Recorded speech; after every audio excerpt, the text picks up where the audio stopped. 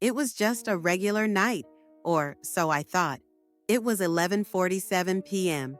The world outside my apartment window was blanketed in the usual silence, and I was curled up on the couch with a glass of wine in hand. I should have felt at ease, but there was an undercurrent of unease I couldn't shake. That night, something was different. Something was off. Where are you watching from? Let us know in the comments. And don't forget to like, share, and subscribe for more inspiring stories. Then my phone buzzed. I didn't recognize the number. But then, as if something or someone was pulling me, I answered. The voice on the other end was breathless, frantic. Anna, it's about Mom. Those words, those words ripped through me in ways I can't fully explain. My heart stopped for a second. I sat up straighter. What? What's wrong with Mom? There was a pause, and then the words I never thought I'd hear in my life. She's gone, Anna. She's dead.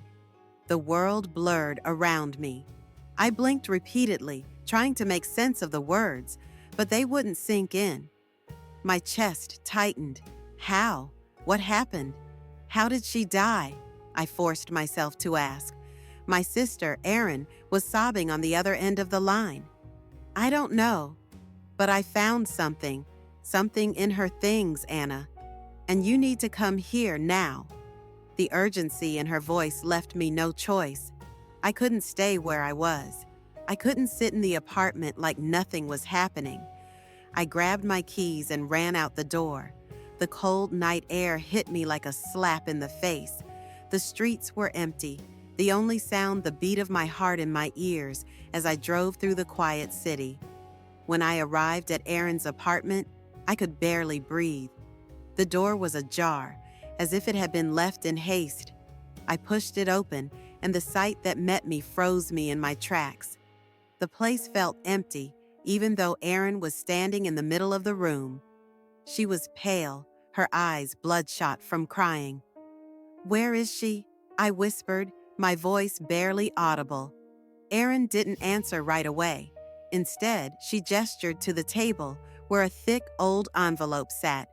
It was addressed to me, my name written in Mom's familiar handwriting, but it was dated from 2 years ago. I couldn't breathe as I walked over to it, my hands trembling. There were no words, just that envelope. Everything I had ever known about my family, about my mother, seemed to hang on that paper. I tore it open with shaking hands, and inside was a letter. The first few lines were as expected, loving words from a mother to her daughter, but then the tone changed.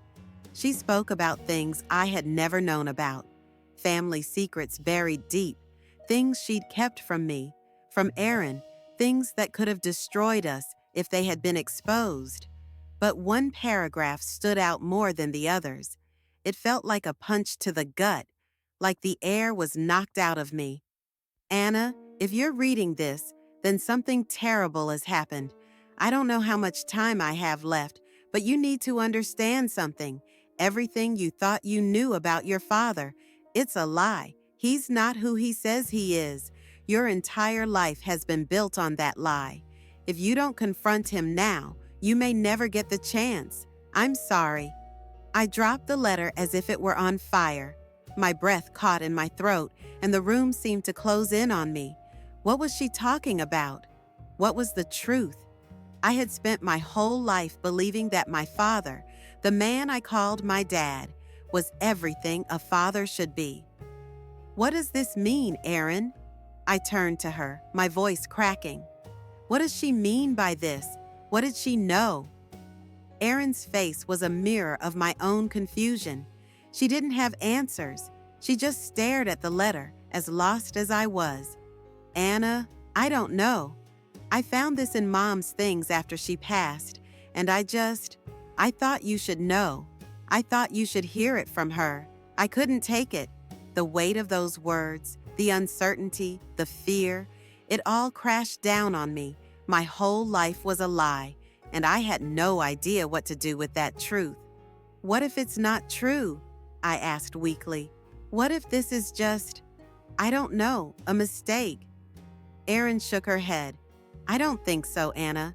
Mom knew something, and I think she was trying to protect us. Maybe she couldn't protect us anymore, and that's why she left this for you. My mind raced. I needed answers. I needed to confront the one person who could answer them, my father. But could I even trust him now? Could I trust anyone? I grabbed the letter and read it again over and over. But each time it felt heavier, more real. There was no escaping the truth.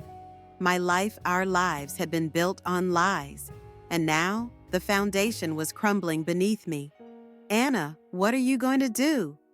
Erin's voice pulled me out of my spiraling thoughts.